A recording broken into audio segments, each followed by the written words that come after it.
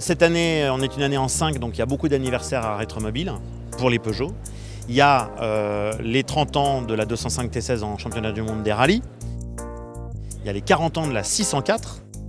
Il y a les 50 ans de la 204. Il y a les 60 ans de la 403.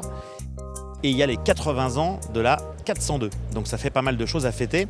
Et en l'occurrence, donc là, les 50 ans de la 204, d'abord c'est le demi-siècle, donc c'est le grand anniversaire.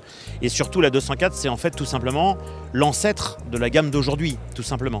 Donc c'est une voiture qui a d'abord été une voiture populaire qui a connu un grand succès, qui a été déclinée en coupé, en cabriolet, en fourgonnette et bien sûr en break et en berline, qui sont les versions les plus vendues.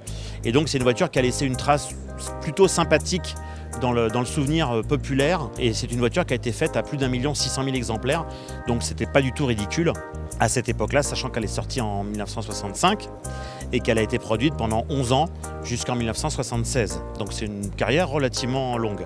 Alors la première version qui est sortie, donc c'est la berline, qui est sortie en avril 1965. C'est une voiture qui était assez innovante pour Peugeot, parce que c'était une voiture qui avait un moteur transversal en alliage, arbre à cam en tête, et puis donc une traction avant bien évidemment, ce qui était quand même assez nouveau pour Peugeot. Et c'est une voiture qui avait des freins à disque à l'avant, donc on était dans une voiture très moderne. À l'époque, la 404, qui était le fleuron de la gamme, était encore une voiture à l'ancienne.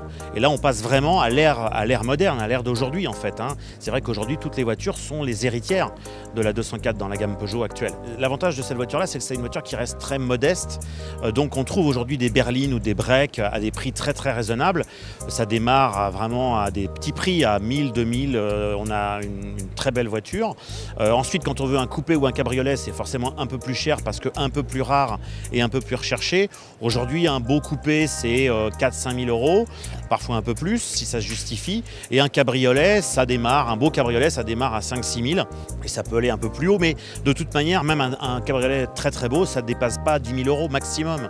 Donc on peut se faire vraiment plaisir avec une très belle auto pour un prix très raisonnable.